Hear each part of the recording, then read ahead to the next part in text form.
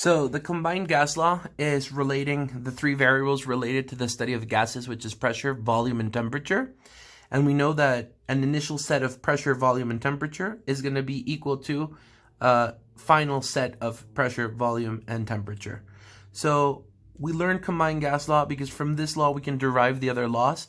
If one of the variables is actually not a variable anymore, rather a constant, we're going to be able to get the other laws. So at constant volume, so we can eliminate volume, we're going to get Gay-Lussac's law, where an initial set of pressure and temperature are going to be equal to a final set of pressure and temperature divided by each other, okay?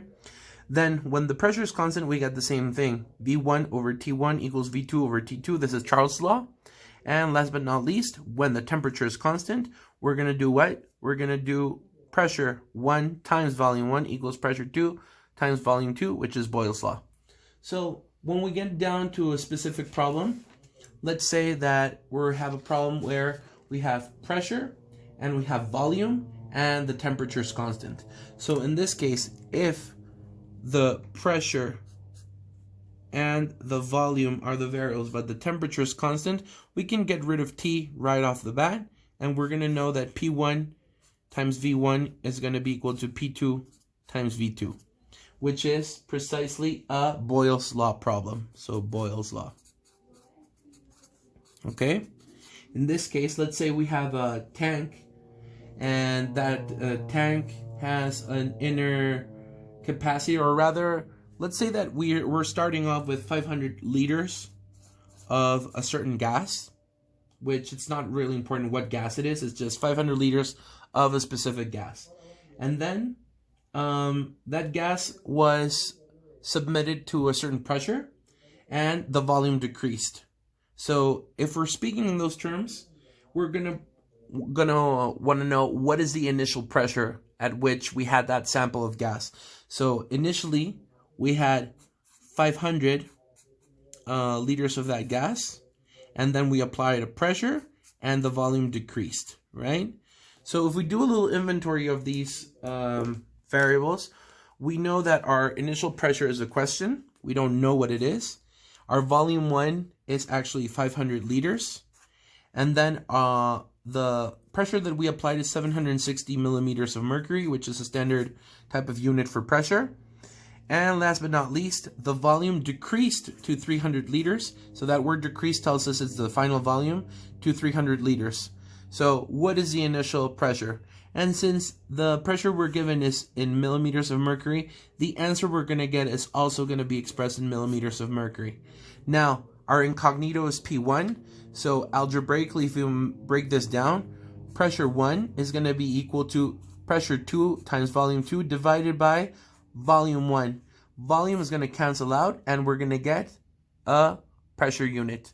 So if I just put this into the formula, pressure 1 is going to be equal to P2, which is 760 millimeters of mercury, times volume 2, which is 300, over 500, which was the initial volume. And when I punch this into the calculator, my result is going to be that P1 is equal to 456. 456 what? Millimeters of mercury. Okay? That makes sense because we had a big sample of gas. We applied a pressure. It shrunk, meaning that the sample of gas was at a lower pressure when we started the actual experiment or the actual solving of the problem. Now, if we want to take another problem, let's say that we have another sample of gas, which was which we had 1,500 liters of, and it was at 20 degrees Celsius.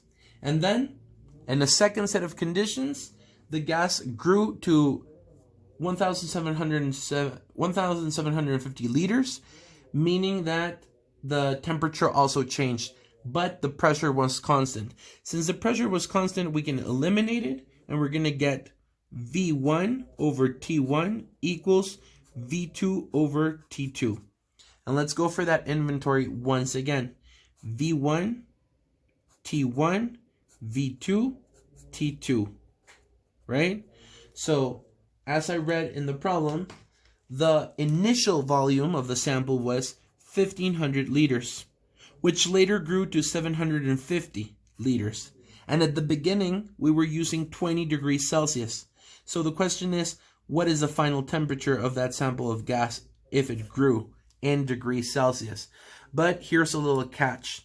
If we want to work with temperature in any gas law problems, we have to convert the temperature to Kelvin. And this is quite a simple operation. Kelvin is equal to degrees Celsius plus 273.15. And the other way around, degrees Celsius is equal to Kelvin minus 273.15. This is going to be important because we need to work the actual problem with a Kelvin temperature. So to convert this, I'm going to add 20 to 273, and this turns into 293.15. And now we can put it inside the formula. However, our incognito is T2, so by algebraic manipulation, what I can do is I can flip the whole thing, and this turns into temperature 1 over volume 1 equals temperature 2 over volume 2. And the last step is quite simple. I just pass volume to the other side, and it's going to be T1 V2 over V1 equals T2. Volume is going to cancel out, and we're going to get temperature. So that's good. Temperature 1 is 293.15 Kelvin. Volume 2 is 1,750 liters. And see how easy it is for us to use the inventory? We just plug it in right here. And then volume 1 is 1,500 liters.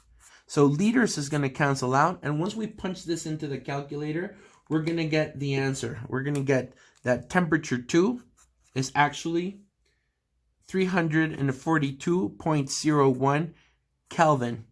But it's asking us what was the final temperature in degrees Celsius.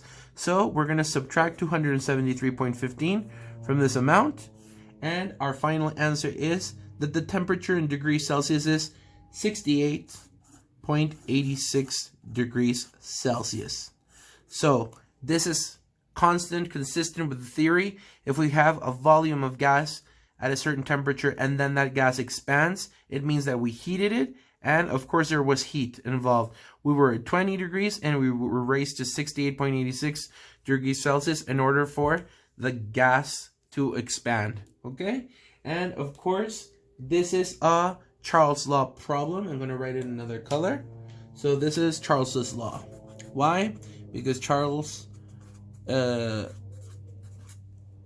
related or was able to conclude the relationship between volume and temperature, where if volume increases, it's because temperature increased, and the other way around. If volume shrinks, it's because temperature went down. So remember, whenever we're working with temperature, what do we need? We need to convert to Kelvin using this. Okay? Now, let's look really quickly for a Gay-Lussac's problem. And in a Gay-Lussac problem, what are we going to try to relate? We're going to try to relate the other variables where volume is going to be constant. So we don't really care about the volume of the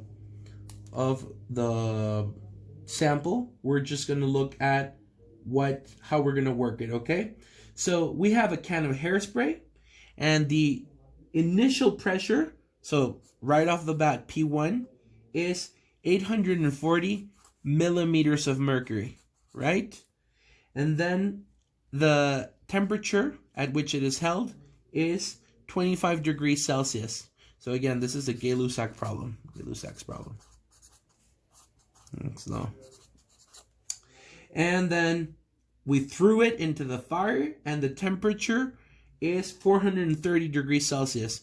So temperature 2 is 430 degrees Celsius. What will be the pressure inside the can if it does not explode at this temperature? So we're looking at pressure 2, which of course is X. It's our unknown in millimeters of mercury.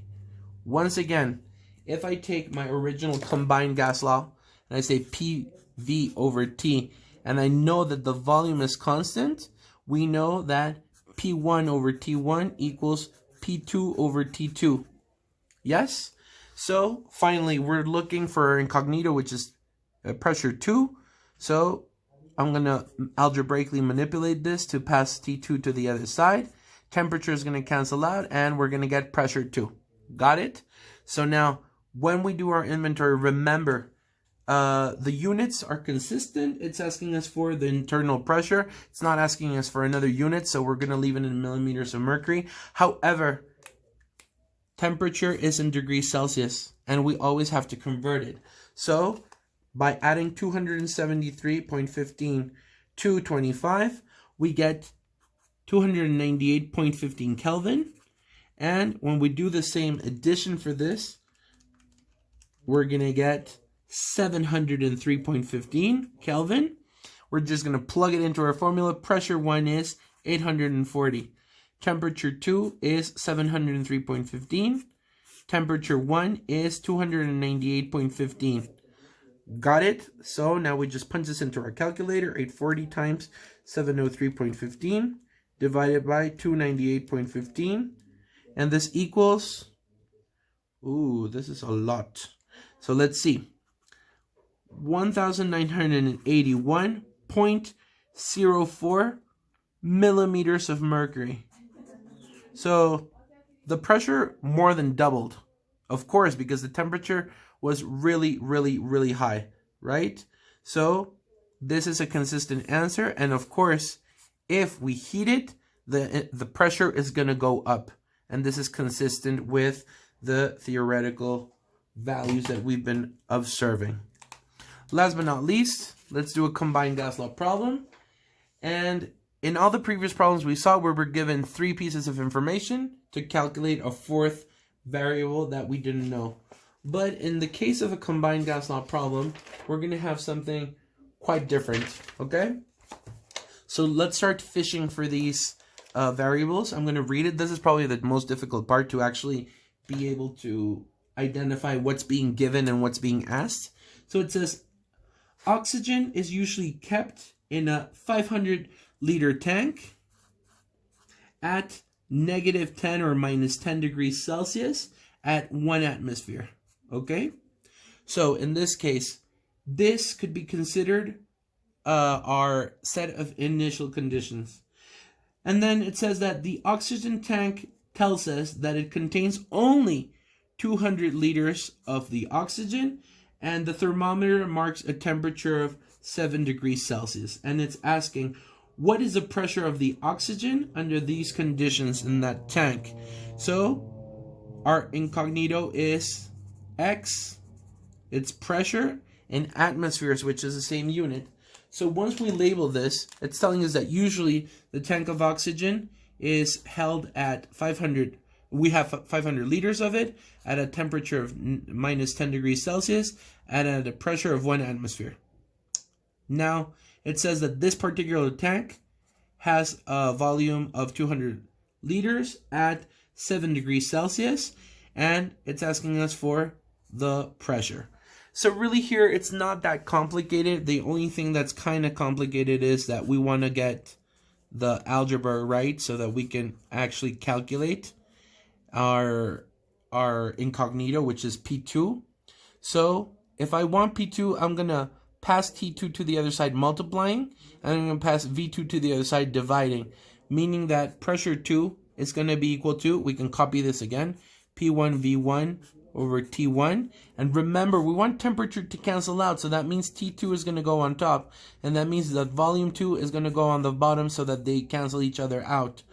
All our units are corresponding to each other, but once again, don't forget, any problem that you work with gas laws is related to temperature. We have to convert it to Kelvin. So when we add the 273, we get 263.15 Kelvin, and when we add it to the 273, we're going to get 280.15 Kelvin.